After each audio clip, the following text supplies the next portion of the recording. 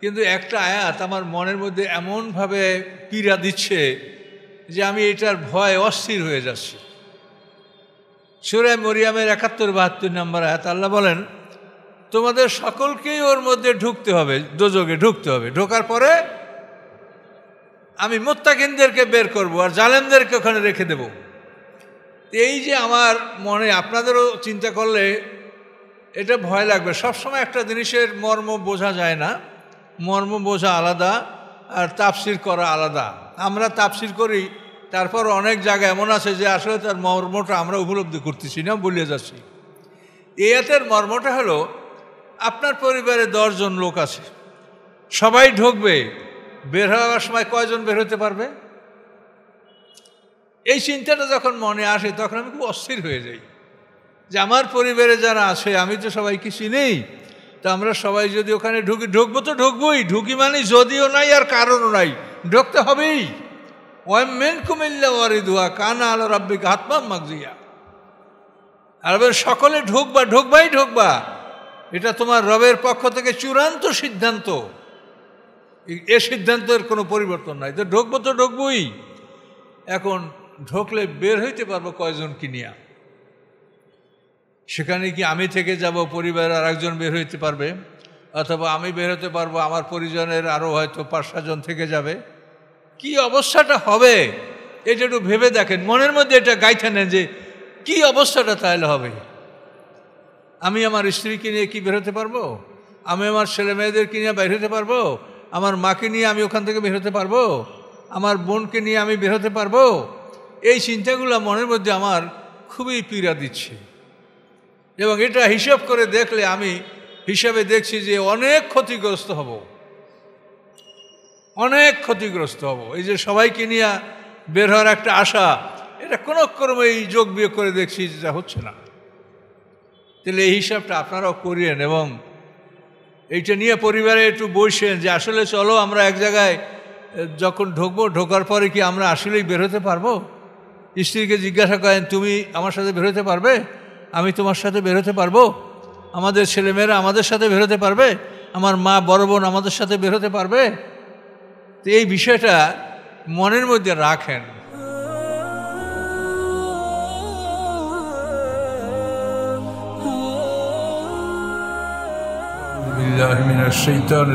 বিসমিল্লাহির রহমানির রহিম। সম্মানিত মুসল্লিন কিরাম, আসসালামু আলাইকুম রাহমাতুল্লাহ। আজকে আমরা সূরাতুল বাকারার 222 নম্বর আয়াত থেকে আলোচনা শুরু করছি। আউযু বিল্লাহি মিনাশ শাইতানির রাজিম। ওয়া ইয়াসআলুনাকা আনিল মাহিজ কুল হুয়া আযা ফাতাযিলুন নিসা ফিল মাহিজ। হে রাসূল, আপনার কাছে ওরা হায়েজ সম্পর্কে প্রশ্ন করে, নারীদের অপবিত্র অবস্থা হায়েজ। তো আপনি বলে দেন যে কুল হুয়া আযা, মহিলাদের হায়েজ এটা একটা অপবিত্র বস্তু। ফাতাযিলুন নিসা ফিল মাহিজ, হায়েজ চলাকালীন অবস্থায় তোমরা নারীদের থেকে পৃথক থাকবে। ওয়ালা তাকরাবুহুন্না, তাদের সাথে তোমরা সহবাস করবে না। হাত্তা ইয়াথুরনা, পবিত্র না হওয়া পর্যন্ত। ফাইজা তাতাহহারনা, যখন তারা পবিত্র হবে। ফাআতুহুন্না মিন হাইসু আমারাকুমুল্লাহ, তোমরা তাদের কাছে ওভাবেই আসবে যেভাবেই তোমাদেরকে আল্লাহ আদেশ দান করেছেন। ইন্নাল্লাহা ইউহিব্বুত তাওয়াবিন, আল্লাহ তাআলা তওবাকারীদেরকে ভালোবাসেন। ওয়া ইউহিব্বুল মুতাতাহহিরিন, এবং পবিত্রতা অবলম্বনকারীদেরকে আল্লাহ ভালোবাসেন। কোরআন হচ্ছে একটা মানুষের জীবনের সব কিছুর সমাধান আপনি এখানে পাবেন। এখানে এমন এমন কথা মনে হচ্ছে যে এগুলি আমাদের বলতেও কেমন লাগে, শুনতেও কেমন লাগে, কিন্তু আসলে তো এটা জীবনের সাথে সম্পৃক্ত। এর থেকে তো আমরা কেউ পৃথক হতে পারছি না। কাজে এই জন্য এগুলি আমাদের জানার প্রয়োজন, তাই আল্লাহ তাআলা এগুলি বলেছেন। আর রাসূল পাক সাল্লাল্লাহু আলাইহি ওয়াসাল্লাম বলছেন যে আমি তোমাদের পিতৃতুল্য, আমি তোমাদেরকে সব শিখাবো, আমি না শিখে তোমাদেরকে শিখাবে। এখানে নারীদের অপবিত্র অবস্থা সম্পর্কে জিজ্ঞাসা করা হচ্ছে যে নারীরা যখন অপবিত্র থাকে তখন তোমরা পুরুষরা তার থেকে পৃথক থাকবে। এখন এইখানে কতগুলো আইন কানুন আছে। নারীরা একবার অপবিত্র হলে কতদিন পবিত্র থাকার পরে আবার অপবিত্র হবে? এখানে শরীয়তের বিধান দেওয়া আছে যে নারীরা মেন্স থেকে ভালো হওয়ার অন্তত 15 দিন পর যদি আবারও রক্ত দেখা যায় তাহলে এটা হায়েজ মনা করা হবে। 15 দিনের আগে যদি দেখা যায় তো এটাকে মনে করতে রোগ, এটা রোগ ব্যাধি, তখন এটা হায়েজের আদেশে আসবে না। হায়েজের সময় তার জন্য নামাজ ত্যাগ করা এবং এই নামাজগুলি তার কাজাও করা লাগবে না, কিন্তু রোজা যদি রোজার মাসে হয় তার রোজাগুলো ভঙ্গ করবে, কিন্তু পরে রোজাগুলি কাজা করবে। তো এখানে আপনারা একটা সীমারেখা বুঝতে পারলেন যে একবার পবিত্র হওয়ার পরে দ্বিতীয়বার মেন্স হওয়ার জন্য কমপক্ষে 15 দিন সময়ের পরে মেন্স হবে। আর অতিরিক্ত অনেক সময় যেতে পারে, কারো 1 মাস 2 মাস 3 মাস 6 মাস পরও আবার মেন্স হতে পারে, এরকম কোনো সমস্যা নেই। কিন্তু সর্বনিম্ন সময় হলো অন্তত কমপক্ষে সে 15 দিন পবিত্র থাকবে। আর এই মেন্সের সময়টা হলো সর্বনিম্ন 3 দিন এবং উপরে 10 দিন পর্যন্ত হতে পারে, এবং এর কম বেশি হলে সেটাকে রোগ মনে করতে হবে। 3 দিনের কম হয়ে মেন্স বন্ধ, এটা রোগ মনে করতে হবে। আবার 10 দিন পার হয়ে অতিরিক্ত ছিল, এটাও রোগ ব্যাধি। রোগ ব্যাধির সময় তাকে সাবধানতা অবলম্বন করে উজু করে নামাজ পড়তে হবে। হায়েজ অবস্থা থেকে ভালো হলে গোসল করে তারপরে নামাজ শুরু করতে হবে। কিন্তু যদি রোগ হয়, অর্থাৎ হায়েজ না রোগ, সেক্ষেত্রে তাকে উজু করে সাবধানতা অবলম্বন করে নামাজ পড়ে নিতে হবে এবং প্রত্যেক ওয়াক্ত নামাজে উজু করে নিতে হবে। আর পুরুষদেরকে বলা হয়েছে যে তারা তাদের সাথে মেলামেশা করবে না পবিত্র না হওয়া পর্যন্ত। তো এই পবিত্র হওয়ার ব্যাপারে বলা হয়েছে যে তারা গোসল করে নিবে, তখনই তাদের পবিত্রতা পূর্ণতা হবে। তো কোনো ইমামরা বলছেন যে কোনো নারী যদি 10 দিন হায়েজ অতিবাহিত হওয়ার পর পবিত্র হয় তাহলে গোসলের আগেও তারা মেলামেশা করতে পারবে, কিন্তু এর কম সময়ের মধ্যে যারা পবিত্র হবে তাদেরকে গোসল করে নিতে হবে। এবং আল্লাহ যেভাবে নারী ব্যবহার করতে বলেছে সেভাবেই যেন ব্যবহার করা হয়, অন্য কোনো পন্থা অবলম্বন করা না হয়, এ ব্যাপারে আল্লাহ তাআলা সতর্ক করেছেন। তা হায়েজের সময় নারীদের দেহ কিন্তু অপবিত্র না, অর্থাৎ তার সাথে আপনার উঠা বসা, তার পাক শাক খাওয়া বা তার সাথে আপনি শীতের দিনে শরীর সাথে মিশে ঘুমানো, এগুলো আপনার জন্য বৈধ। তার দেহটা পবিত্র না, কিন্তু শরীয়তের হুকুমে সে নাপাক। তো এই জন্য হায়েজের সময় ইহুদি বা অন্যান্য জাতিদের মধ্যে এরকম দেখা গেছে যে নারীদেরকে তারা ঘর থেকে বের করে দেয়, এটা ঠিক না। আপনারা তার সাথে স্বাভাবিকভাবে ওঠা বসা চলাফেরা সবই করতে পারবেন, কিন্তু স্ত্রীর ব্যবহার করাটা আল্লাহ হারাম করে রেখেছে। এছাড়া সব কিছুই একসঙ্গে ওঠা বসা চলাফেরা, এটা সব কিছুই বৈধ। আল্লাহ বলেন নিসাউকুম হারসুল্লাকুম ফাতু হারসাকুম আন্না শিতুম, নারীরা তোমাদের ক্ষেত, তোমরা এই খেতে আসো, এই ক্ষেতকে চাষ করো যেভাবে তোমরা ইচ্ছা করো। অর্থাৎ তুমি যে কোনোভাবে তোমার সুবিধা মতো নারী ব্যবহার করতে পারবে, কোনো সমস্যা নাই। ও কদ্দেমুল আনফুসিকুম, কিন্তু নারী ব্যবহার পূর্বে তোমরা আল্লাহর উদ্দেশ্যে মানে তোমাদের নিজেদের জন্য কিছু অগ্রে প্রেরণ করো। তোমরা দুনিয়াতে একটা সুখ ভোগ করবে, তার আগেই তুমি কিছু আগে পাঠাও, অর্থাৎ তোমার জন্য আগে পরকালের জন্য কিছু সঞ্চয় করো, কিছু দোয়া কালাম।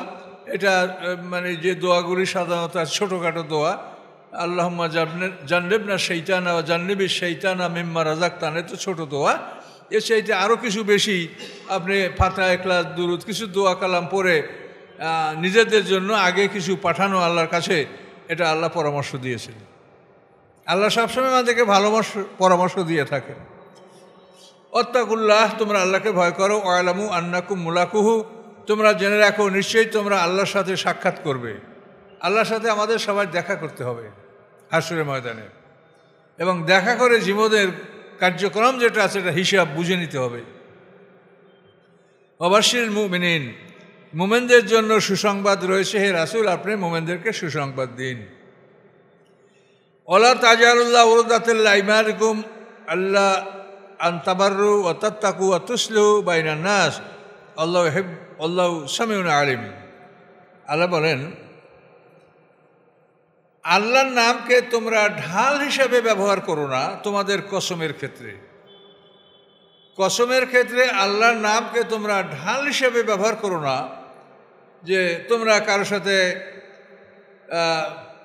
দান করবে না, তোমরা পরহেজগারি অবলম্বন করবে না, সংশোধন করবে না মানুষের মধ্যে, এভাবে আল্লাহর নাম নিয়ে এ ধরনের কাজের কসম তোমরা করো না। আল্লাহ তাআলা সব কিছু শোনেন, সব কিছু জানেন।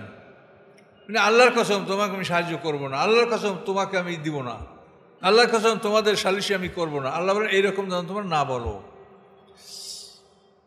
তো এটা একটা শানে নজরুল আছে। এটা হলো হযরত আয়েশা সিদ্দিকার ব্যাপারে যে একটা মিথ্যা রটনা, এটা হলো ৫ম হিজরিতে খন্দকের যুদ্ধের পূর্বক্ষণে গজওয়ায়ে বনি মুস্তালিক যুদ্ধ হয়েছিল। সেই যুদ্ধ থেকে ফেরার পথে আয়েশা সিদ্দিকার বিরুদ্ধে কিছু মুনাফিকরা অপবাদ দিয়েছিল। মানে কিসসা খুব বিরাট, আমরা সূরা নূরের মধ্যে এটা ব্যাপক পাবো, সেখানে ব্যাপক আলোচনা হবে।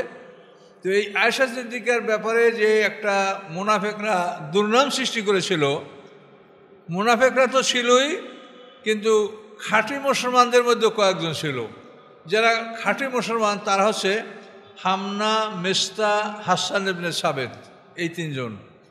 তো হামনা বিনতে জাহাশ এ হলো রাসূল পাক সাহেবের স্ত্রী জয়নব বিনতে জাহাশের আপন বোন।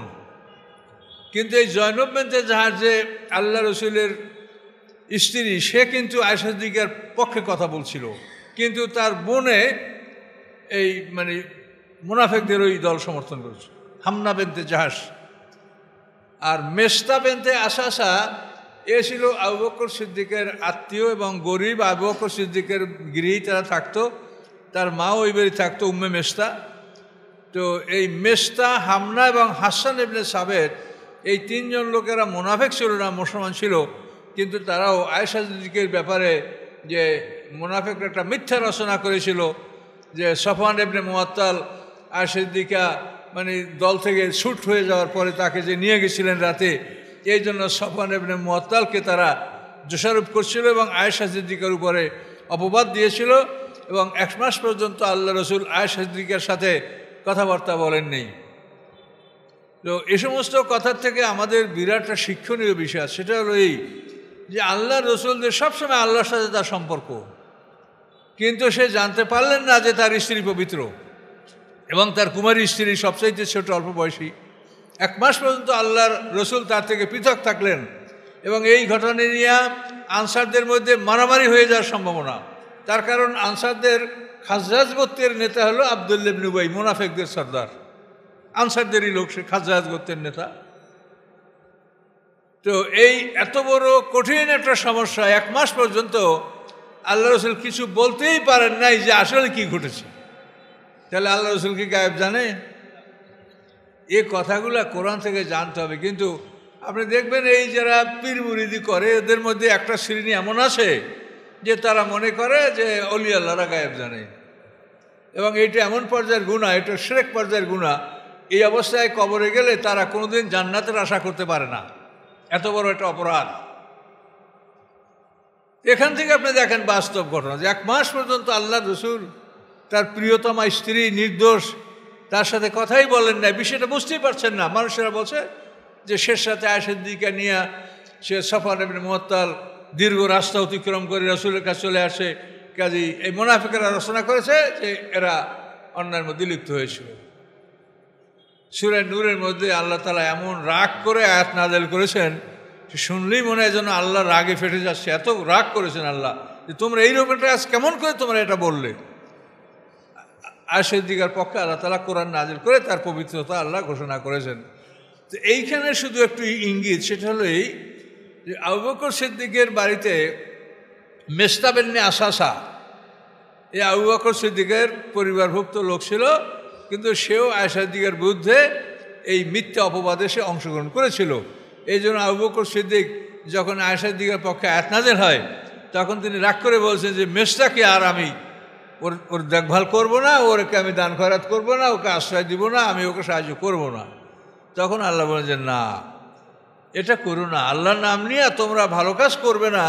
এই ভালো কাজ না করার জন্য আল্লাহর নামকে ঢাল সে ব্যবহার করবে যে আমি এটা করবো না, আল্লাহর কসম, এটা তোমরা বলিও না। ভুল হয়ে গেছে। তাদেরকে 80টা করে বেত্রাঘাত দেওয়া হয়েছে। যারা যারা এটা অংশগ্রহণ করছিল প্রত্যেককে 80টা পিটান। আল্লাহ কোরআনে একবার সরাসরি বলে দিয়েছেন যে ওদেরকে 80টা করে পিটান লাগাও। কারো বিরুদ্ধে মিথ্যা অভিযোগ তুললে তার বিচার হলো 80টা পিটান। এখন আমাদের দেশে যে মামলাগুলি চলে, এগুলোর মধ্যে 100-র মধ্যে একটা মামলাও কি সত্যের উপরে চলে? 100-র মধ্যে একটা পাবেন না, পাইতেও পারলে একটাই পাবেন হয়তো, আর 99টা মামলা মিথ্যা, এবং এগুলো সব মিথ্যা সাক্ষী। এখন দেখেন, কোরআনের বিধান হলো যে কারো বিরুদ্ধে কোনো মিথ্যা অভিযোগ করলে তার বিচার হলো 80 পিটান। তাহলে এখন আল্লাহ কি বলে আর আমরা কিভাবে চলছি? আমরা তো মুসলমান, মিথ্যা সাক্ষী দেওয়ার জন্য বেশি কিছু লাগে না। আপনি একটা লোককে 200 টাকা দিয়ে বলবে ভাই তুই এই বলবি, হ্যাঁ একেবারে সব বলে ফেলবে। কিন্তু এই জন্য আসলে আমরা যে কোরআন থেকে দূরে সরে যাওয়ার কারণে যে আমরা যে কী অবস্থায় আছি এটা কিন্তু আমরা বুঝতে পারছি না। আর কোরআন দেখেন, আগে কি কথা বললেন, হঠাৎ করে আল্লাহ তাআলা কোন কথায় চলে আসলেন। মানে এখানে কোনো কিন্তু কথা সাজানো না, কিন্তু প্রত্যেকটা কথা দেখবেন যে আপনাদের পারিবারিক জীবনে, ব্যক্তিগত জীবনে এটা প্রয়োজন। আপনাকে জানতে হবে না, স্ত্রী অপবিত্র থাকলে তখন কিভাবে সে চলবে, যেটা আল্লাহ তাআলা বলে দিলেন। আবার বললেন যে আল্লাহর নামকে ঢাল হিসাবে ব্যবহার করে তোমরা কখনোই এভাবে আল্লাহর নাম নিয়ে কসম করো না যে আমি ভালো করব না, সাহায্য করব না, ন্যায় বিচার করব না, এভাবে তোমরা বলিও না। আল্লাহ নিষেধ করলেন। আবু বকর সিদ্দিক শোনার সাথে সাথেই বললেন যে আল্লাহ যা বলেছেন আমি তাই মানব। সামনে অন্য জায়গায় আসে আলা তুহিব্বুনা আইয়াগফিরাল্লাহু লাকুম, এটা এখানে নাই। আল্লাহ বলছেন যে তোমরা কি এটা চাও না যে আল্লাহ তোমাদেরকে মাফ করে দিবে? তা আবু বকর সিদ্দিক বললেন, ইয়া আল্লাহ আমি চাই যে আপনি মাফ করে দিয়েছেন, এতে আমিও আপনার সাথে আছি, আমিও চাই যে তাদেরকে ক্ষমা করে দেওয়া হোক। এ কথা আল্লাহ অন্য এ জায়গাটা এটা নাই, অন্য আয়াতে আছে আলা তুহিব্বুনা আইয়াগফিরাল্লাহু লাকুম, তোমরা এভাবে কেন কসম করলে যে তাদের উপরে দান খয়রাত বন্ধ রাখবে, আল্লাহ মাফ করে দিক, এটা কি পছন্দ করো না? আবু বকর সাথে সাথে বলে, না আল্লাহ পছন্দ করি, আমি সব কিছু করব। আল্লাহ বলেন লা ইউআখিযুকুম আল্লাহু বিল-লাগবি ফি আইমানিকুম ওয়ালাকিন ইউআখিযুকুম বিমা কাসাবাত কুলুবুকুম। কসম হল ইয়ামিনে লাগব, ইয়ামিনে মুনাকাদা, ইয়ামিনে গুমুস, 3 ধরনের শপথ এটা আছে। তো এগুলো সচরাচর আপনারা আমাদের হয় না, কিন্তু যেটা হয় সেটা আমি বলছি। ইয়ামানের লাগ হলো কোনো কোনো মানুষের স্বভাব আছে, এই তুমি ভাত খেয়েছো? হ্যাঁ খেয়েছি। আল্লাহে খেয়েছো? মানে এখানে ভাত খাইছো, খানা খেয়েছো? হ্যাঁ খাইছি। আল্লাহে খাইছো? এরকম কিন্তু কোনো রকম অভ্যাস যে ওই কথা বলার আগে আল্লাহে এরকম বলে। তা আল্লাহ বলে যে তোমরা উদ্দেশ্যহীনভাবে যদি এরকম আল্লাহে বিল্লাহে কথায় কথায় বলো, এটার জন্য তোমাদের জরিমানা হবে না, কসমের কাফারা দিতে হবে না। এটা হল ইয়ামানে লাগ। ইয়ামানে মুনাকাদা হলো যে আল্লাহর কসম আমি দুধ খাবো না, আপনি শর্ত আল্লাহর কসম আমি স্ত্রীর সাথে কথা বলবো না, আল্লাহর কসম স্ত্রীর শ্বশুরবাড়ি আমি যাব না, এই ধরনের যদি কসম করেন এটাকে ইয়ামানে মুনাকাদা, মানে একটা জিনিসের সাথে সম্পৃক্ত করে আপনি কসম করলেন। তো এখানে শরীয়তের বিধান হলো যে আপনি যদি একটা হালাল জিনিসকে হারাম করার জন্য আল্লাহর নাম নিয়ে কসম করেন যে আল্লাহর কসম আমি দুধ খাবো না, তাহলে আপনি দুধ খান, দুধ খাইলে আপনার কসম ভেঙে গেল। কসম করছিলেন দুধ খাবো না, যতদিন খাবেন না ততদিন কাফারা দিতে হবে না, কসম ভাঙতেও হবে, খেতেও হবে। তো কসম দুধ খেলেন, কসম ভেঙে গেল, তখন আপনি কসমের কাফারা আদায় করবেন। কি কি? একটা গোলাম আজাদ করবেন, গোলাম তো এখন নাই, তো আপনি 10 জন মিসকিন খাওয়াবেন, অথবা 3টা রোজা রাখবেন, অথবা 10 জন মিসকিনকে এমন পোশাক দিবেন যে পোশাক পরে তারা নামাজ পড়তে পারে। এই 3টার গোলাম আজাদের সিস্টেম। তো গোলাম এখন পৃথিবীতে নাই, গোলামের বিষয়টা শরীয়তে আছে এখনও, কিন্তু এটা বাস্তবে এটা সমাজে নাই। গোলাম কোথায় পাওয়া যায়? গোলাম হলো মুসলমানরা যখন ধর্মযুদ্ধ করত, এই ধর্মযুদ্ধে মুসলমানদের হাতে যে সকল বিধর্মীরা বন্দী হতো, এই বিধর্মীদের ব্যাপারে শরীয়তের 4টা বিধান। তাদেরকে হত্যা করা যাবে, তাদেরকে দাসদাসীতে পরিণত করা যাবে, তাদেরকে টাকার বিনিময়ে মুক্ত করা যাবে, তাদেরকে সাধারণ ক্ষমা করা যাবে। এই 4টে বিধান রাখা হয়েছে। এই দেখেন, কসমের কাফারায়ও 4টে বিধান রাখা হয়েছে। কসমের কাফারা জন্য তুমি একটা গোলাম আজাদ করো, তুমি 3টা রোজা রাখো, তারপরে তুমি 10 জন মিসকিন খাওয়াও, অথবা 10 জন মিসকিনকে পোশাক দাও। 4টে বিধান রাখা হয়েছে। এটা কেন? যে শরিয়াতে যেন কোনো জটিলতা না থাকে। কার জন্য কোনটা সহজ সে সেটা করো। তোমার অধীনে যদি অনেক কৃতদাস থাকে, তুমি কসমের কাফার জন্য একটা কৃতদাস মুক্ত করে দাও। আর যদি তোমার অধীনে কৃতদাস না থাকে, তাহলে তুমি কি করো? তুমি 3টা রোজা রাখো, না হলে 10 জন মিসকিনকে খাবার দাও। খাবারটা আপনি যদি খাওয়ান তাহলে ডাইকে খাওয়াতে পারবেন, আর তা নাহলে ওই যে রোজার ফেতরা দেন, ওইভাবে 10টা ফেতরা দিয়ে দিলে হয়ে যাবে। অথবা তাদেরকে পোশাক দাও। তো শরিয়াতে এই সুযোগগুলো রাখা হয়েছে কেন? আল্লাহ কোরআনে বলেছেন যে এই শরিয়াতে কোনো জটিলতা রাখা হয়নি। আপনি হজ করতে যাবেন, আপনি হজে ইফরাত করতে পারেন, কেরান করতে পারেন, তামাত্তু করতে পারেন। 3টা নিয়মে আপনাকে হজের সুযোগ দেওয়া হয়েছে। তো এইভাবে শরিয়াতে যাতে কোনো জটিলতা না থাকে, এই জন্য আল্লাহ তাআলা এই বিধানের মধ্যে এই নানা রকম একাধিক পন্থা রেখেছেন, যাতে সহজে মানুষ যে কোনো একটা বিধান পালন করে। তো এই জন্য আল্লাহ কোরআন পাকে বলেছেন, আল্লাযীনা জাহাদু ফীনা লানাহদিয়ান্নাহুম সুবুলানা, আমার পথে যারা শ্রম করে, চেষ্টা করে, আমি আমার রাস্তাগুলি তাকে দেখাই। এখন এই ফীনা লানাহদিয়ান্নাহুম সুবুলানা, এই সাবিলের বহুবচন সুবুল, আমার সকল রাস্তাগুলি আমি তাকে দেখাই। এখন একদল লোক যারা মারেফাতপন্থী, তারা বলে যে আল্লাহ বলছে সুবুল রাস্তা অনেক, কাজে আমাকে পিসাবে বলছে 126 তরিকা, 60 তরিকা, 20 তরিকা, এগুলি সব জায়েজ আছে। নাউজুবিল্লাহ বলেন। আল্লাহ বলছে আমার রাস্তাগুলি দেখাবো, তো মানুষের রাস্তাগুলি কি আল্লাহর রাস্তা? সুবুলা না কি আল্লাহ বলছে আমার রাস্তাগুলি আমি তাদেরকে দেখাবো। তো আল্লাহ তাআলার শরীয়তের জন্য একাধিক যে বিধান রেখেছেন, এগুলি হচ্ছে আল্লাহর রাস্তা। এখন আমি যদি একটা রাস্তা বানাই, সেটি কি আল্লাহর রাস্তা হবে? তো এইভাবে সমাজে মানুষকে বিভ্রান্ত করা হচ্ছে, আর সাধারণ মানুষ এগুলো বোঝে না। মানুষ বলছে হ্যাঁ হুজুরি বলছে, কোরআন থেকেই তো বলছে, আল্লাহ বলছে রাস্তা অনেক, তাহলে পিসাবরা 60 তরিকা, 20 তরিকা, 126 তরিকা, এরকম তরিকা বলে, তো এগুলো ঠিক আছে। নাউজুবিল্লাহ। তো এগুলিকে বলা হয় ইলহাদ, অর্থাৎ কোরআনের বাঁকা অর্থ করা।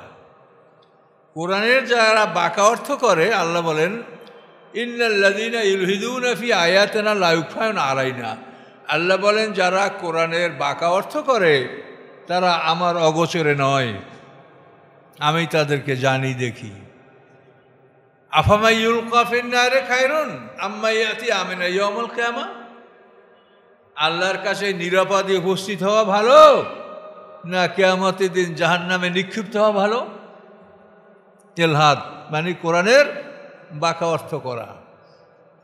অবতাগিল ওসিলা পীর ধরো। আমরা তো পীরের দেশের মানুষ, আমরা একটা ছোট্টকাল হইতে এই শুনে আসি, অবতাগিল ওসিলা, আল্লাহ বলছে পীর ধরতে তোমরা পীর ধরো। কথা বলতে পারছেন? আর আয়াতের অর্থ হলো একটা আয়াত, এই আয়াতকে খণ্ড করে পড়ার অনুমতি নেই। কোরআনের একটা বাক্য, কোনো ভাষারই, আপনি যে কোনো ভাষার একটা লাইন থেকে, একটা বাক্য থেকে যদি আপনি ভেঙে ফেলেন, তাহলে ওই বাক্যে যা বলা হয়েছে সেটা কি আর থাকবে? তো এখন আল্লাহ বলছেন ইয়া আইয়ুহাল্লাযীনা ইত্তাকুল্লাহা ওয়াবতাগু ইলাইহিল ওয়াসিলাতা ওয়া জাহিদু ফি সাবিলিহি লাআল্লাকুম তুফলিহুন। এ হলো আয়াত, সূরা মায়দা সম্ভবত। এখানে আল্লাহ তাআলা বলছেন হে ঈমানদারগণ, আল্লাহকে ভয় করো, আল্লাহর সন্তুষ্টি লাভের জন্য ওসিলা অনুসন্ধান করো, আল্লাহর রাস্তায় জিহাদ করো। 3টা কথা বলেছেন একটা আয়াতের মধ্যে, এর মাঝে কোনো বিরতি নাই, কোনো থামার কোনো চিহ্ন নাই। যে এখন যদি একটা লোক মাঝখান থেকে বলে অবতা গেলে ওসিলা পীর ধরে, এটা কেমন কথা হলো? তাহলে একটা লোকের কথা বলতে পারে যে কোরআনে আছে লা তাকরাবুস সালাতা, নামাজের ধারে কাছেও যেও না, কাজে আল্লাহ নামাজ পড়তে নিষেধ করছে।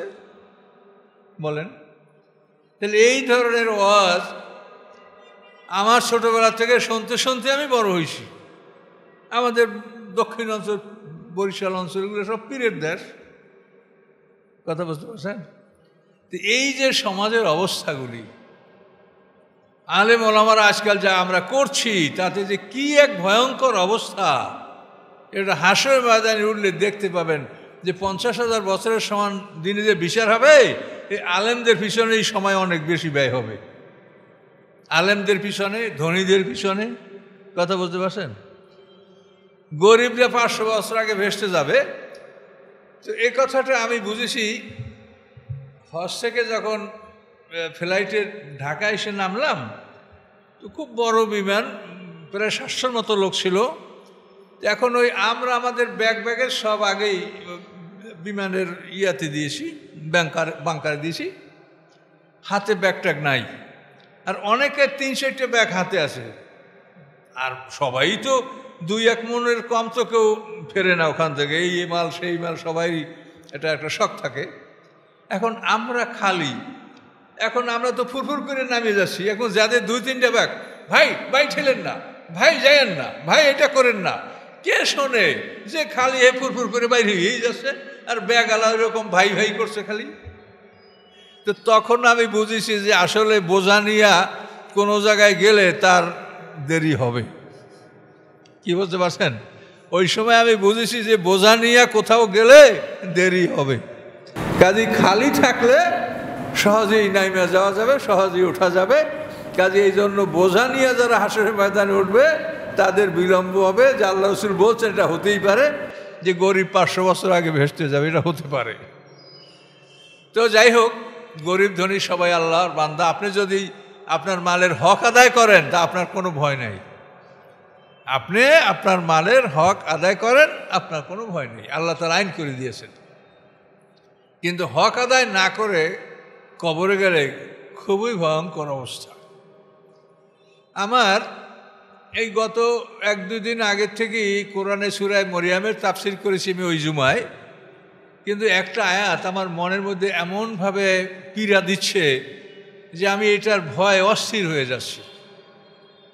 সূরা মরিয়মের 71-72 নম্বর আয়াত, আল্লাহ বলেন, তোমাদের সকলকেই ওর মধ্যে ঢুকতে হবে, দোজখে ঢুকতে হবে। ঢোকার পরে আমি মুত্তাকিনদেরকে বের করব আর জালেমদেরকে ওখানে রেখে দেব।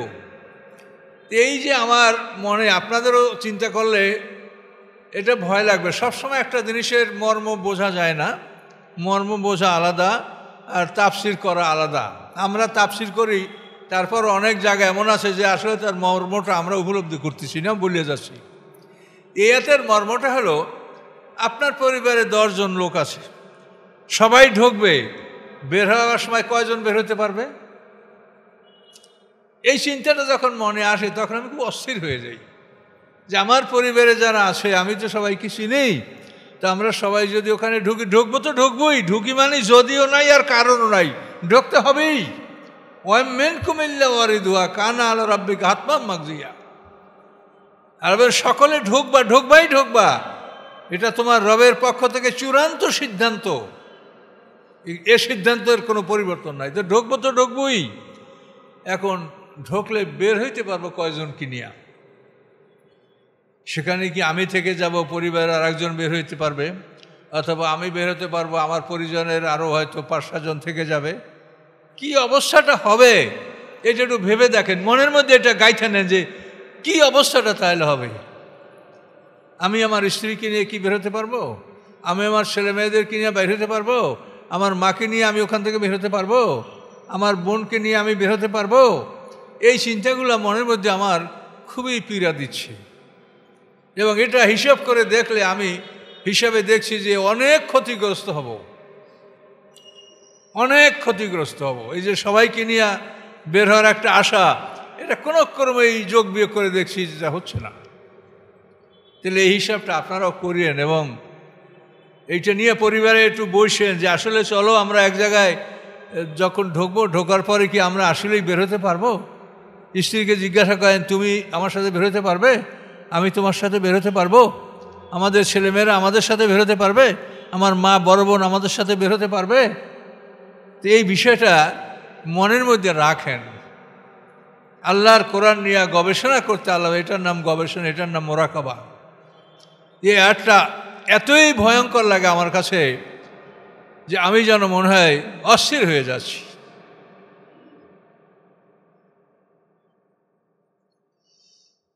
সম্মানিত সুধী, আল্লাহ তাআলা তার কালামের মধ্যে সব কিছু বলেছেন, কিন্তু আমরা দুর্ভাগ্যবান যে আমরা আল্লাহর কালাম থেকে দূরে সরে আছি এবং আল্লাহর কালামকে আমরা ভালো করে বুঝি না। আমরা আলেম ওলামারা আমরাও সঠিকভাবে বুঝি না, আবার অনেক সময় আমরা বুঝে শুনেও নিজেদের স্বার্থের জন্য আমরা ভুল ব্যাখ্যা দিয়ে থাকি।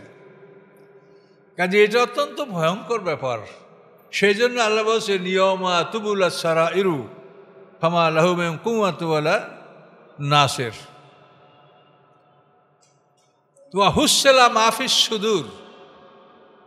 আল্লাহ বলবেন সেদিন সমস্ত ভেদগুলি উন্মোচিত হবে, অন্তরের সমস্ত গোপন বিষয়গুলি উন্মুক্ত করে ফেলানো হবে, যে আমি আমার স্বার্থের জন্য আমি কি কথা বলেছি যাতে আমার মুসল্লিরা আমার প্রতি সহানুভূতিশীল হয় বা আমাকে দান খয়রাত করে বা আমি সুযোগ সুবিধা লাভ করতে, কে কি জন্য কোন কথা কি উদ্দেশ্যে বলেছি, আল্লাহ বলেন সেদিন সমস্ত বিষয়গুলি স্পষ্ট হয়ে যাবে, কোনো কিছু গোপন থাকবে না। কাজে এজন্য আমাদের খুবই সতর্ক হয়ে কাজ করা উচিত।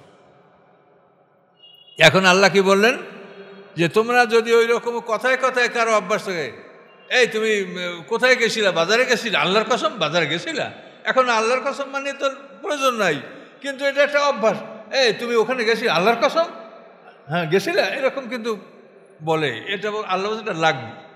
এই ধরনের কসমে তোমাদের কাফারা দিতে হবে না। কিন্তু যেখানে তুমি একটা জিনিসের সম্পর্কিত হয়ে যাও যে আমি এটা করব না, এটা খাবো না, এটা হারাম কাজের জন্য তুমি কসম করো যে আমি অবৈধ কিছু গ্রহণ করবো না আল্লাহর কসম, এটা ঠিক আছে, তুমি কসমও ভেঙো না, আর ওভাবেই তুমি থেকে যাও। কিন্তু একটা হালাল বস্তুকে যদি তুমি হারাম করো তো সেখানে তোমাকে কসম ভঙ্গ করতে হবে, কাফারা দিতে হবে। আর ইয়ামিনে গুমুস হলো মিথ্যা কসম করা, মানে জেনে শুনে একটা মিথ্যা কসম, এটি ইয়ামিনে গুমুস। ইয়ামিনে গুমুস এত বড় অপরাধ যে এর জন্য শরিয়াতে কোনো কাফারা নির্ধারণ করা হয় নাই। এর জন্য বলা হয়েছে যে যদি আল্লাহর কাছে তওবা করে তাহলে আল্লাহ ক্ষমা করতে পারে, কিন্তু এর জন্য ক্ষতিপূরণের ব্যবস্থা করা হয় নাই। ক্ষতিপূরণ হইলে তো ওটা ক্ষমা হয়ে যাওয়ার কথা, কিন্তু এখানে যে সে ক্ষমা পাবে এরকম আশাও নাই এবং ক্ষতিপূরণও তার জন্য এটা নির্ধারিত করা নাই। ওটার এরকম অভ্যাস থাকলে সে যেন আল্লাহর প্রতি ফিরে আসে। ইয়া মানে গুমুস, মিথ্যা কসম করা। দেখেন আমরা আদালতে বিচারকের সামনে দাঁড়ালেই তখন একটা কাগজে কি লেখা থাকে, শপথনামা থাকে না? তাহলে আমরা ওখানে কথা বলার আগেই তোমাদের শপথনামা হচ্ছে যে আমি মিথ্যা বলবো না। তারপর আমরা সেখানে কিভাবে কথা বলছি, কাজে আমরা আল্লাহর কাছে যাব এবং এগুলি সম্পর্কে কিন্তু আমাদের হিসাব দিতে হবে। এই জন্য সতর্কতার সহিত কাজ করতে হবে। আল্লাহ গফুরুন হালিম, আল্লাহ তাআলা দয়াশীল এবং অতি সহনশীল। সহনশীল অর্থ মানে আল্লাহ তোমাদেরকে সাথে সাথে কোনো বিষয়ের শাস্তি দেন না, শাস্তি বিলম্ব করেন যাতে তোমরা তওবা করার সুযোগ পাও, ভুল থেকে তোমরা আল্লাহর পথে ফিরে আসতে পারো। এই জন্য আল্লাহ তাআলা সাথে সাথে কোনো ব্যবস্থা গ্রহণ করেন না। এই জন্য আল্লাহকে বলেছে হালিম। হালিম মানে পেশেন্ট, সহনশীল। রুগী মানে কি, যে ধৈর্য ধরতে বাধ্য, পেশেন্ট, সহনশীল। আল্লাহ সামনে বলছেন লিল্লাযিনা ইয়াউলুনা মিন নিসাইহিম তারাব্বুসু আরবাতা আশহুর। আরব সমাজে জাহিলিয়াতে যে প্রচলনগুলি ছিল তার মধ্যে একটা ছিল যে স্ত্রীকে বলতো আল্লাহর কসম তোমার কাছে আমি যাব না, এইটা বললে স্ত্রীকে ফেলায় রাখলো। এখন তার কাছে যাবে না স্বামী, এই কথার উপরে স্ত্রী ওভাবেই পড়ে থাকলো। মানে 2 মাস 6 মাস বছর পার হয়ে গেল, স্বামী তার কথা উড্রও করলো না, তাকে তালাকও দিল না, রাখলো না, এভাবে শুধু বইলে রাখলো আল্লাহর কসম তোমার কাছে আমি যাব না। এভাবে নারীদেরকে কষ্ট দেওয়া হতো। জাহিলিয়াতে এই সমস্ত বিধান ছিল। ইসলাম আসার পরে আল্লাহ বলেন যে এইভাবে যদি তোমরা কসম করো যে তোমাকে 4 মাস সময় দেওয়া হবে, 4 মাসের মধ্যে তুমি স্ত্রীকে ফিরিয়ে আনতে পারবা। যদি 4 মাসের মধ্যে না আনো তাহলে তোমার স্ত্রী শেষ, তোমার স্ত্রীর উপরে আর তোমার দাবি থাকবে না। স্ত্রী বিচারকের কাছে যাবে, কাজীর কাছে যাবে যে আমার স্বামী অমুক তারিখ আমার সাথে কসম করছে যে আমি তোমার কাছে যাব না, সেই দিন থেকে আজকে আমার 4 মাস পার হয়ে গেছে। কাজী তখন কাজী এই তালাক ঘোষণা করে দিবে। কাজী তাকে জানায় দিবে যে তোমার স্ত্রীর উপরে তোমার আর কোনো অধিকার নাই। এটা 4 মাস। এখন ওরা ছিল মানে অনাদিকালের জন্য ওরা একটা মানুষকে কষ্ট দেওয়ার ওরা প্রথা সমাজে প্রচলিত রেখেছিল। আল্লাহ এটাকে সমাধান করে দিলেন যে এটা তোমরা 4 মাসের উপরে এটার জন্য তোমার সময় পাবে না। 4 মাসের মধ্যে ইচ্ছা হয় স্ত্রীকে ফিরিয়ে আনো, আর যদি 4 মাস পার হয়ে যায় তাহলে স্ত্রী তোমার অধীনে থাকবে না, সে স্বাধীন হয়ে যাবে, অন্য স্বামী গ্রহণ করার অধিকার সে লাভ করবে। এটা আল্লাহ বলছেন। এই সমস্ত পারিবারিক বিষয় এটা কিন্তু মানুষের জীবনের খুঁটিনাটি যা কিছু আছে এটা সবই কোরআনে আছে। লিল্লাযীনা ইউলুনা মিন নিসাইহিম, ওই সমস্ত মানুষের জন্য বিধান যারা তাদের স্ত্রীর ব্যাপারে শপথ করে, কসম করে, তারাব্বুসু আরবাতা আশুর, তারা 4 মাস অপেক্ষা করবে। ফাইনফাউ ফাইনাল্লাহ গফুরুর রহিম, 4 মাসের মধ্যে যদি তারা ফিরে আসে, কসম প্রত্যাহার করে, তো আল্লাহ ক্ষমাশীল, দয়াশীল। ওয়াইন আযামুত তালাক, আর যদি কসমের মাধ্যমে তারা তালাকের ইচ্ছা প্রকাশ করে তাও আল্লাহ জানেন। ফাইনাল্লাহ সামিউন আলিম, আল্লাহ তাআলা শ্রবণকারী এবং জ্ঞানী। কসমের মাধ্যমে যদি সে তালাকের নিয়াত করে তো তালাকও দিতে পারবে, কিন্তু এই সমস্ত ক্ষেত্রে স্বাভাবিক তালাকের চাইতে এটার বিধানটা একটু অন্যরকম হলো। এটা হলো 4 মাস, আর ওগুলো হলো 3 হায়েজ পর্যন্ত স্বাভাবিক তালাকে। আল মুতাল্লাকাত ইয়াতারাব্বাসনা বিআনফুসিহিন্না সালাসাতা কুরু, তালাকপ্রাপ্ত মহিলারা 3 হায়েজ পর্যন্ত তারা অপেক্ষা করবে, অন্য স্বামী গ্রহণ করবে না।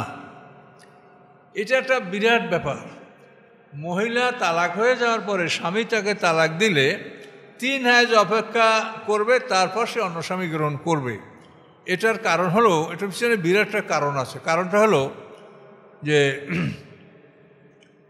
যে জেনাকে যে হারাম করা হয়েছে, তো এর বহু কারণ আছে। তো একটা কারণ হলো এই যে বর্তমান পৃথিবী যে এইডস রোগ আছে, এই এইডস রোগে বর্তমান পৃথিবীতে অন্তত 20 কোটি লোক এই রোগে আক্রান্ত। এই রোগের কোনো চিকিৎসা নাই। এই রোগ যার হবে সে আস্তে আস্তে নিস্তেজ হয়ে যাবে, তার শরীরে রেজিস্ট্যান্স পাওয়ার প্রতিরোধ ক্ষমতা থাকবে না। তারপরে তার যদি সর্দি হয়, সর্দি আর ভালো হবে না, জ্বর হইলে জ্বর আর ভালো হবে না, কাশি হইলে কাশি আর ভালো হবে না, এভাবে দুর্বল হতে হতে তার মৃত্যু করবে। এমন এক মারাত্মক রোগ এইডস। তো এই এইডস রোগটা হয় জেনার থেকে। এই জন্য আল্লাহ রসুল আজ থেকে 1500 বছর আগেই কোরআন নাযিল, সেখানে ওয়ালা তাকরাবুজ জিনা, জেনার ধারে কাছেও যেও না, মারাত্মক রোগে তুমি আক্রান্ত হবে, এইডস রোগ তোমার হবে। তো এখন এই পুরুষের বীর্য, এই পুরুষের বীর্যটা এমন একটা বস্তু যে প্রত্যেক মানুষের বীর্যটা তার রক্ত থেকে সৃষ্টি হয়। তো রক্তের গ্রুপ আছে। যেমন আমার রক্ত ও পজিটিভ, আপনার রক্ত কি আপনারা জানেন। আপনার অপারেশন লাগলে আপনার যে গ্রুপ, ওই গ্রুপের রক্ত আপনার শরীরে ঢুকাতে হবে অপারেশনের সময়। তো এজন্য এই যে রক্তের যেমন গ্রুপ আছে, তেমনি রক্ত থেকে বীর্য সৃষ্টি হয়, ওই বীর্যের ওই রকম গ্রুপ আছে। সকল পুরুষের বীর্যের এক গ্রুপ না। তো বিভিন্ন গ্রুপের রক্ত যদি একটা মানুষের দেহে ঢোকে তো এই মানুষটা অসুস্থ হয়ে মরবে। ঠিক তেমনিভাবে বিভিন্ন গ্রুপের বীর্য যদি একটা মহিলার ইউটেরাসে প্রবেশ করে, ওই মহিলা অসুস্থ হবে, অসুস্থ হয়ে তার এইডস রোগ হবে।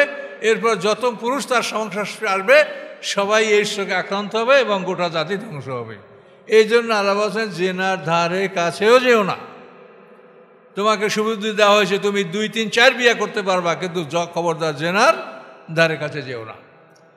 এখন যে মহিলা তালাক প্রাপ্ত হলো, সেই মহিলার সাথে একটা পুরুষের সম্পর্ক ছিল, ওই পুরুষের বীর্যের অ্যাকশনটা তার ইউটেরাসে অবশ্যই থাকতে পারে। কাজে ওই পুরুষের বীর্যের অ্যাকশনটা নষ্ট করার জন্য 3 বার তার রক্তক্ষরণ হয়ে যাবে। 3 মাসে 3 বার রক্তক্ষরণ হবে। 3 মাস রক্তক্ষরণের পরে তার রেহেমটা পবিত্র হবে এবং এইডস রোগের বা ওই যে পূর্বের স্বামীর বীর্যের কোনো অ্যাকশন তার মধ্যে আর থাকবে না। সে ইস্তেবরা মানে পবিত্র হয়ে যাবে। এরপর অন্য পুরুষের সাথে তার যদি সম্পর্ক হয় এবং অন্য পুরুষের যদি বীর্য সেখানে আসে, রোগ হওয়ার কোনো সম্ভাবনা থাকবে না। এই কারণে আল্লাহ তাআলা নারীদেরকে 3 হায়েজ অপেক্ষা করার পরে তাকে দ্বিতীয় স্বামী গ্রহণ করার জন্য আদেশ দিয়েছেন। সুবহানাল্লাহ বলেন, আল্লাহর কত বড় কুদরত দেখেন। এবং এই ব্যাপারেই দেখেন কোরআনে অন্য জায়গায় আপনি দেখতে পাবেন যে বিয়া হইছে, কলমা হইছে, কিন্তু স্বামী স্ত্রীর দেখা হয় নাই। সেখানে আল্লাহ বলছেন যদি এই অবস্থায় তালাক হয় একদিনও ইদ্যত পালা লাগবে না। এই কোরআনেই বলা আছে ইদ্যত পালা লাগবে না। যে তালাক হইলে 3 হায়েজ ইদ্যত পালা লাগে, কিন্তু যেখানে বিয়া হইছে কিন্তু স্বামী স্ত্রীর সাথে গোপন সাক্ষাৎ হয় নাই, এমন অবস্থায় তালাক হয়ে যায় তো একদিনও ইদ্যত পালা লাগবে না। কেন লাগবে না? আর ওইখানে 3 মাস কেন লাগতেছে? এখন এটা বোঝেন যে ওখানে যেহেতু তারা স্বামী স্ত্রী একটা সংসার করেছে, কাজী পুরুষের বীর্যের অ্যাকশন সেখানে আছে। কাজী 3 মাস অপেক্ষা করার পরে সে মহিলা ইস্তেবরা তার পুরুষের বীর্য থেকে সে পবিত্রতা অর্জন করবে। কিন্তু যেখানে এরকম গোপন সাক্ষাৎ হওয়ার আগেই তালাক হয়েছে, আপনার 1 ঘন্টাও ইদ্যত পালা লাগবে না, সাথে সাথে অন্য জায়গায় সে বিয়ে বসতে পারবে। তাহলে ইসলামের আইনগুলো কীরকম এখন দেখেন তো। কিন্তু পৃথিবীর একদল মূর্খ মানুষ, মূর্খ কারা জানেন? কোরআনের জ্ঞান যারা অর্জন করে নাই তারা যত ডিগ্রি অধিকার করবে এই লোকগুলো মূর্খ। এটা আপনারা আমাকে ভালো বলেন, গালি দেন, যা করেন করতে পারেন। কোরআনের জ্ঞান যারা অর্জন করে নাই তারা পৃথিবীর যত ডক্টরেট ডিগ্রি অর্জন করে থাকে এই লোকগুলো মূর্খ। তার কারণ যে নিজের ভালো মন্দ বোঝে না, সে কি করে জ্ঞানী হয় বলেন? আপনি এখনই একটা আগুনের গর্তে পড়ে যাবেন, এখনই আপনার একটা সাপে কামড়াবে, এখনই আপনার একটা বাঘে আক্রমণ করবে। আপনি যদি এই নিজের প্রোটেকশন নিজের না জানেন তা আপনি কিসের জ্ঞানী বলেন? এর সাথে আহম্মক কেউ আছে যে জ্ঞানী? তো সে সবসময় নিজেকে রক্ষা করার জন্য সে চিন্তা করবে। তা আপনি কিভাবে দুনিয়াতে আসলেন? আপনাকে কে আনলো? আবার যখন যাবেন তখন যাবেন কেন? থেকে যান, এখানে থেকে যান। আপনি যাচ্ছেন কেন এখান থেকে? আপনি তো সবই পারেন, সবই ক্ষমতা আপনার, আল্লাহর কিছু নাই। তা আপনি যান কেন এখান থেকে? থেকে যান। এখানে কি থাকতে পারছেন? তো পারেন নাই যখন, এখান থেকে যেতে হবে।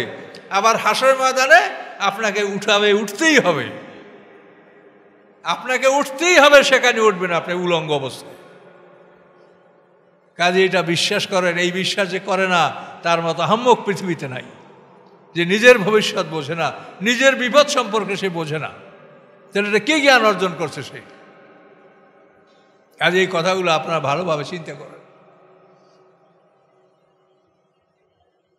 পৃথিবীতে বড় শিক্ষিত লোকরাই বেশি করে নাস্তিক হয়।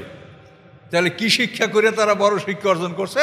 এই দুনিয়ার আবর্জনা যোগাইতে পারবে, যেগুলা পরকালে কোনো কাজে লাগবে। আবর্জনা ছাড়া কিছু করেন আপনি? বাচ্চাদের জন্য, ছোট বাচ্চাদের মন ভরে না, এই খেলনা কেনছে, আব্বু ওইটা কিনে দাও, দাও আব্বু এইটা কিনে দাও। তার 10টা 20টা খেলনা আছে, এগুলো আবর্জনা ছাড়া কিছু? কাজে ওই বাচ্চার খেলনা যেমন আবর্জনা, তো পৃথিবীতে আপনার এই ফ্রিজ, রেফ্রিজারেটর, আপনার যত আসবাবপত্র, যত সুখের বস্তু, এগুলো আবর্জনা। এগুলো সব আবর্জনা, ময়লা। এগুলো দেখলে আমার তো হাসি পায়। কিন্তু হাসি পাইলেও কী হবে? আমি যে সমাজে আবদ্ধ, কাজে আমার বাড়িতে যদি কিছুই না থাকে তাহলে তো আমি লজ্জিত হব। আমার ঘরে যারা বিবি বাচ্চা আছে তারা তো আমাকে সুস্থ থাকতে দেয় না। কাজে আবর্জনা বোঝা সত্ত্বেও আমার ঘরেও আবর্জনা আছে, কিন্তু তা আমি জানি যেগুলো আবর্জনা। আপনারাও জানেন যেগুলো আবর্জনা, এগুলো ময়লা, এগুলো কিছু না ফেলে যাওয়ার জিনিস। স্বর্ণ থাকলে ওগুলো ফেলাই দেওয়ার বস্তু। স্বর্ণ, পৃথিবীর স্বর্ণ পরকালে কোনো কাজে আসবে না। কাজে আসবে কোনটা? যেটা জাকাত দিয়েছেন, এহসান করেছেন, কর্জ হাসানা দিয়েছেন, এটা কাজে আসবে। কিন্তু জমা রেখেছেন যা, এটা আপনার কোনো কাজে আসবে না, অপরের সম্পদ। তো আল্লাহ তাআলা বলেন, তোমরা যদি অল মুতাল্লাকাতু ইয়াতারাব্বাসনা বিআনফুসিহিন্না সালাতা করু, তালাকপ্রাপ্তা মহিলারা 3 হায়েজ অপেক্ষা করবে। এখন কারণটা বুঝতে পারছেন? ওয়ালা ইয়াহিল্লু লাহুন্না আইয়াকতুমনা মা খালাকাল্লাহু ফি আরহামিহিন্না। আল্লাহ বলেন তালাকপ্রাপ্তা মহিলারা, তাদের জন্য বৈধ হবে না যদি তাদের রেহেমের মধ্যে আল্লাহ কিছু সৃষ্টি করে থাকেন, অর্থাৎ তারা যদি গর্ভবতী হয়, তো সেটা যেন তারা স্পষ্ট বলে দেয় যে আমি তালাকপ্রাপ্তা, কিন্তু আমি গর্ভবতী। আল্লাহ বলেন ইনকুন্না ইউমিন্না বিল্লাহি ওয়াল ইয়াউমিল আখির, নারীরা যদি আল্লাহ এবং পরকালে বিশ্বাসী হয়, তাহলে তালাকের পরে তারা যদি গর্ভবতী হয়, তারা যেন বলে দেয় যে আমি গর্ভবতী। এইটা না বললে সে আরেক জায়গায় বিয়ে হলো, তখন বাচ্চা হলো, তখন এই নিয়ে সমস্যা, এই বাচ্চা কার? এই জন্য মহিলাদেরকে আল্লাহ সতর্ক করছেন যে তোমাদের পেটে বাচ্চা থাকলে কখনোই এটা তোমরা লুকাবে না। কারণ গর্ভ তো অন্তত 3-4-5 মাসে গর্ভ কোনো লক্ষণ প্রকাশ পায় না। এই সময় তালাক হয়েছে, এক মহিলা বিয়ে বসলো, পরে দেখা গেলে 7-8 মাস পরে বাচ্চা হয়ে গেল, তখন এই নিয়ে ভীষণ সালিশি শুরু হয়ে গেল। কিন্তু এই জন্য বলছে মহিলারা যেন কোনো অবস্থায় তার পেটে বাচ্চা থাকলে, গর্ভবতী হলে এবং তালাক হলে এই কথাটা সে গোপন না করে, এটা স্পষ্ট বলতে হবে। এবং তার ইদ্যত হবে গর্ভ খালাস। তালাক হয়েছে 1 ঘন্টা পরে যদি সন্তান প্রসব হয় তো 1 ঘন্টাই তার ইদ্যত। আর তালাক হয়েছে তারপর 10 মাস পরে বাচ্চা পয়দা হবে, 10 মাস তার ইদ্যত। কি বলতে পারছেন? তালাক হওয়ার পরে বাচ্চা পেট থেকে বের হয়ে গেলেই ইদ্যত শেষ। অবোলাতন আকুফিরাদ্দিন নাফিদা আলিকায় নারাদ ইসলাহা, আল্লাহ বলেন স্বামীরা তাদেরকে ফিরিয়ে আনার অধিকার রাখে যদি স্বামীরা সংশোধন করতে চায়। অর্থাৎ 1 তালাক দিয়ে আপনি ফিরিয়ে আনতে পারবেন, 2 তালাক দিয়ে ফিরিয়ে আনতে পারবেন, 3 তালাক দিলে আর আপনি তাকে আনতে পারবেন না।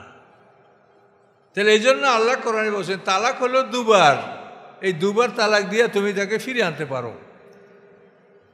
আর তালাক দেওয়ার পরে স্ত্রীকে থাকার জায়গা দিতে হবে, সে যেখানে ঘুমাতো আপনার ওই জায়গাটাই তাকে ছেড়ে দিতে হবে। স্বামী পৃথক জায়গায় থাকবে, কিন্তু স্ত্রীকে ওখান থেকে নাড়ানো যাবে না। এটা হলো আল্লাহর আইন যে স্ত্রী যদি ইদ্যত পালন করে 3 মাস 3 হায়েজ, তো স্ত্রীকে ওই জায়গাতেই তাকে থাকতে দিতে হবে যেখানে নিয়মিত সে ঘুমাতো, ওই ঘরটাই তার। স্বামী অন্য ব্যবস্থা করবে। এটা কেন রাখা হয়েছে? যে এর ফলে স্বামী স্ত্রীর মধ্যে একটা বিচ্ছেদ, এই বিচ্ছেদের জ্বালাটা তারা বুঝতে পারে, পরস্পর উভয় একে অপরের প্রয়োজনীয়তা অনুভব করতে পারে। এই জন্য হয়তো তারা আবার তালাকটা প্রত্যাহার করতে পারে। 2 তালাক পর্যন্ত এই প্রত্যাহারের সুযোগ, কিন্তু আল্লাহ আইন হলো যে তাকে ওই ঘরে ওই বিছনাতেই তাকে থাকার ব্যবস্থা করতে হবে। এটা কি মুসলমানরা জানে? তালাক বলার সাথে সাথে তো বউ বাবার বাড়ি দৌড়। কি এটা কোন আইনে আপনি কি মুসলমান হইলেন? তাহলে এটা তো আল্লাহর আইন না, আল্লাহর ওখানেই থাকবে। সে 3 তালাক দিলে ওখানেই থাকবে, ইদ্যাত পর্যন্ত ওখানেই থাকবে, খাওয়া পরা খরচপাতি সব পাবে, এবং সে নূতন কাপড় পাবে, মানে আপনার সামর্থ্য অনুযায়ী 2 সেট কাপড়ও তাকে দিয়ে বিদায় করতে হবে।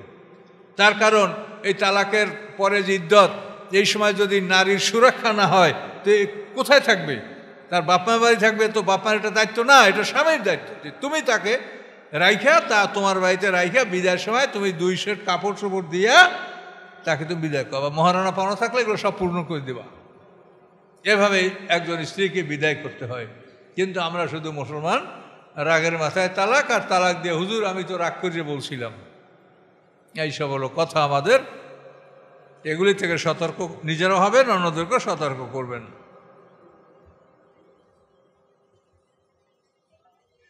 ওয়ালাহুন্না মিসলুল্লাযী আলাইহিন্না বিল মারুফ, আল্লাহ বলেন হে পুরুষরা, তোমাদের অধিকার যেরকম স্ত্রীর উপরে আসে, স্ত্রীরও ঠিক ওই রকমই অধিকার তোমার উপরেও আছে। তাহলে অধিকার উভয়ের সমান এখানে আল্লাহ ঘোষণা করলেন। কিন্তু ওয়ালির রিজাল আলাইহিন্না দারাজা, পুরুষদের জন্য একটা স্তর অধিকার বেশি আছে। জীবনের সুখ ভোগ, নারীত্ব, তারপরে খানা দানা, লেবাস পোশাক সব কিছুতেই তার সমান অধিকার। কিন্তু পুরুষের একটা অধিকার বেশি আছে, সেটা হলো পুরুষের আদেশ মেনে সে চলবে। পুরুষ তাকে আদেশ দান করার ক্ষমতা রাখে। এই পুরুষ যে তাকে আদেশ দান করার ক্ষমতা রাখে, এই ক্ষমতাটা পুরুষের জন্য বেশি। কিন্তু অধিকারের ক্ষেত্রে অধিকার তারও আপনারও সমান। এটা কিন্তু আল্লাহর আইন।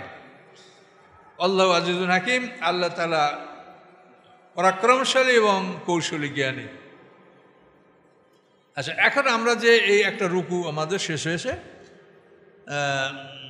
228 পর্যন্ত চলে আসছে। এখানে একটা কথার একটু ব্যাখ্যা থেকে গেছে, সেটা হলো নারীরা তোমাদের ক্ষেত, এই ক্ষেতে তুমি যেভাবে ইচ্ছা সেভাবে তুমি চাষাবাদ করতে পারো, আবাদ করতে পারো। এই ক্ষেত্রে তাফসীরকারকরা, বড় বড় তাফসীরকারকরা বলেছেন যে এইখানে যে স্ত্রীকে গর্ভবতী না করার একটা অনুমতি এখানে আছে।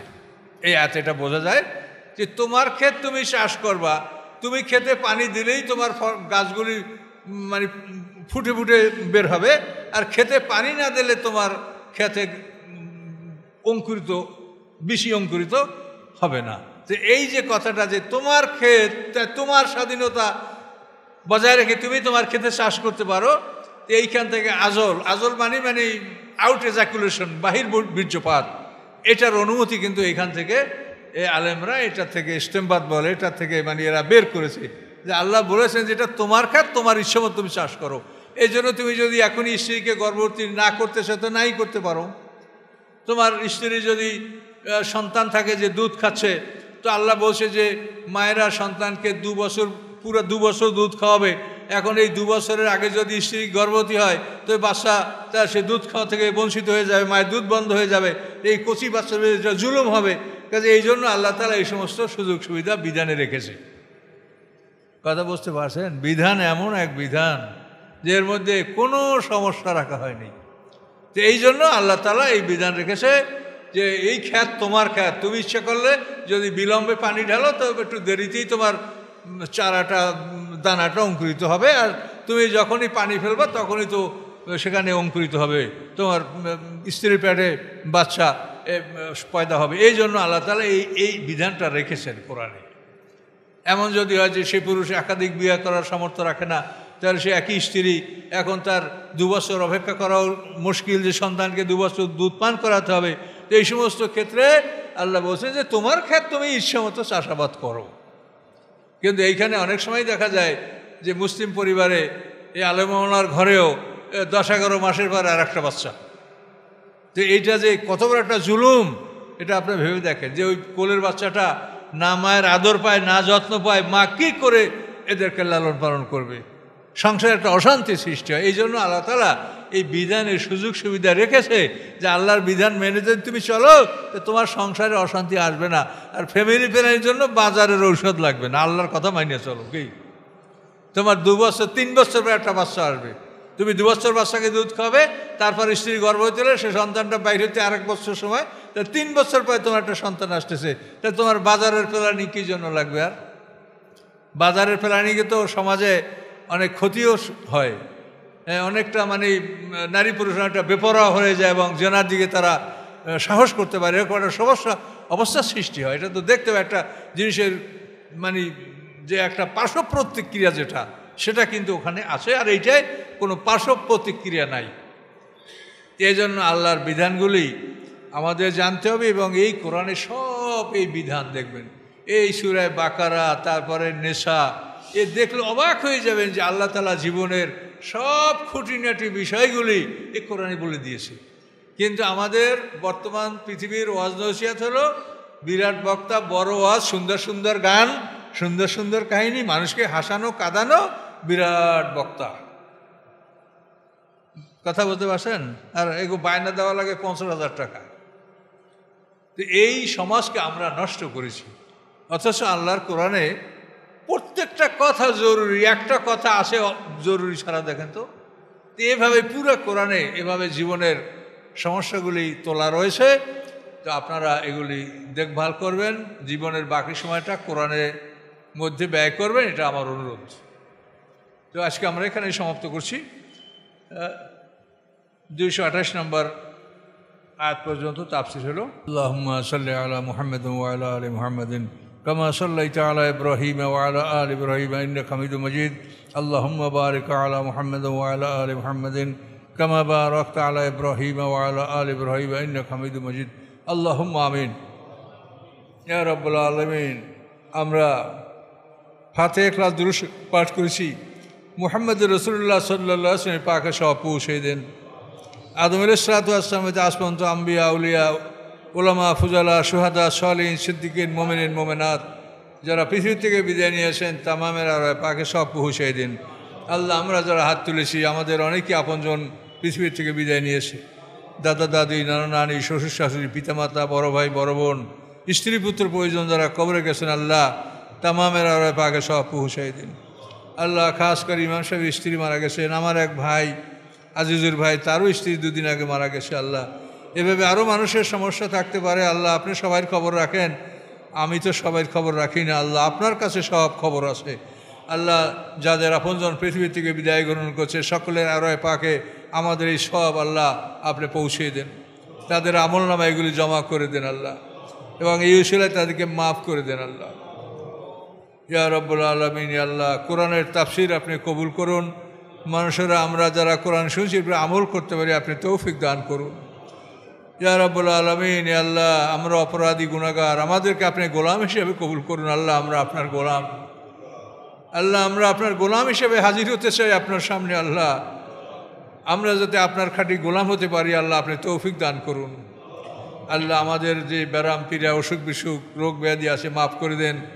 এবং দেশে বালা মুসিবত আছে আল্লাহ দূর হয়েছে, দূর করেছেন আপনি, দয়া করে এই বালা মুসিবত যেন আবার ফিরে না আসে। আল্লাহ, আপনি আমাদেরকে মাফ করে দিন। আল্লাহ, আপনি সকলের ঋণ পরিশোধ করা তৌফিক দিন, সবাইকে হালালদেরকে ব্যবস্থা করে দিন, সকলের আওলাদ পর্যন্ত নেককার বানিয়ে দিন। সুবহান রাব্বিকা রাব্বিল ইজ্জাতি আম্মা ইয়াসিফুন, সালামুন আলাল মুরসালিন, আলহামদুলিল্লাহি রাব্বিল আলামিন। আসসালামু আলাইকুম ওয়া রাহমাতুল্লাহ।